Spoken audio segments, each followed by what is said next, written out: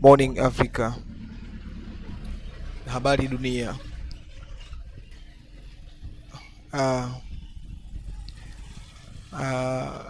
Nataka nieleze kidogo kuhusiana na hili swala ambalo linaendelea pale nchini Uganda, ambalo limezua taharuki kidogo kwenye mitandao ya kijamii.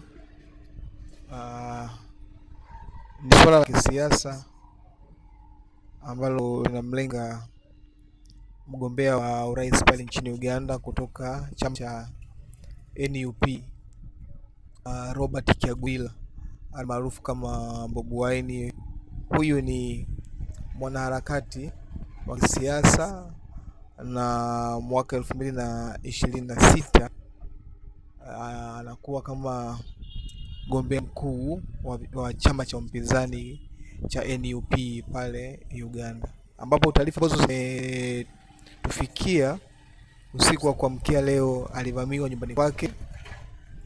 Na sio kuvamiwa tu, taarifa ambazo zimetoka tokea jana inasema kwamba juzi alipotoka kwenye kupiga kura tu, aliporejea kwake, basi nyumba yake ilizingirwa na jeshi la pale Uganda, kiasi kwamba hakuna mtu aliyekuwa anaruhusiwa kuingia wala kutoka katika eneo lile.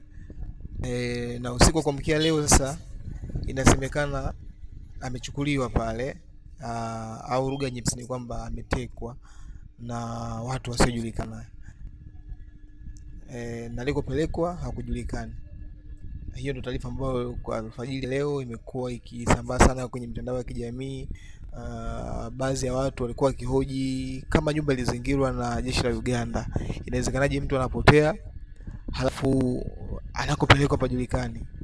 Inazua maswali kidogo, lakini muda si mrefu kupitia mtandao wa X, zamani kama Twitter, mtoto wake wa kiume atwa Solomon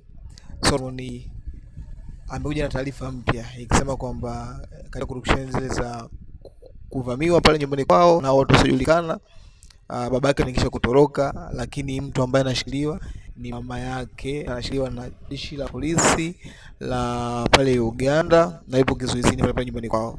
Lakini taarifa za baba yake yuko wapi bado hazijajulikana. Lakini chama chake ambacho wamempitisha yeye kama mgombea mkuu wanadai kwamba Bobi Wine amechukuliwa na watu wasiojulikana, na taarifa za wapi alipo hazijaelezwa bado.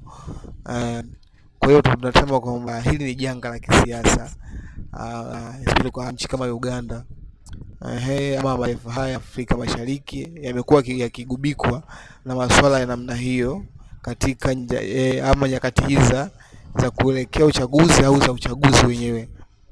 Kwa hiyo hilo taarifa iliyoko pale Uganda, endelea kukujuza namna itakavyokuwa.